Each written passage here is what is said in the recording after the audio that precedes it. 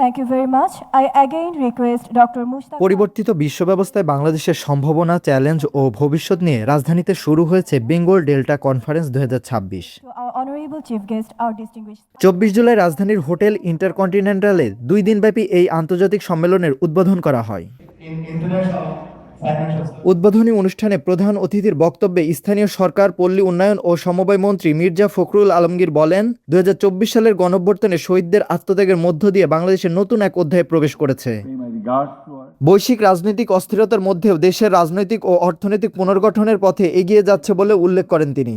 As you know that Bangladesh has experienced a mass upsurge of students and people for restoration of democracy and a change in politics and also in the economic order.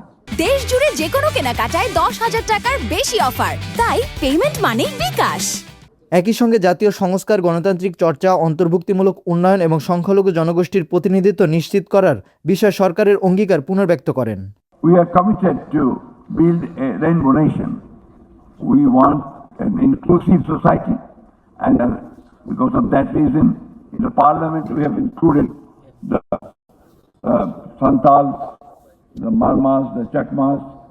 They have been nominated by our party. We are both students of economics. I would not really delve into other issues, though they are substantive issues, and they are in some cases these are required as a sufficient conditions. So we are talking about a new model which is established model.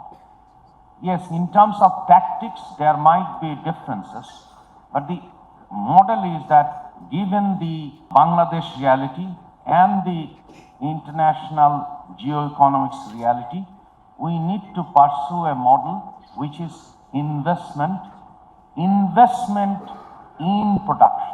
সম্মেলনে দেশ বিদেশের গবেষক, নীতি নির্ধারক, কূটনীতিকরা অর্থনীতি, রাজনীতি, জলবায়ু, প্রযুক্তি, আঞ্চলিক সহযোগিতা ও বৈশ্বিক পরিবর্তন নিয়ে বিভিন্ন অধিবেশনে অংশ নেন। For the academia, what are the challenges that we are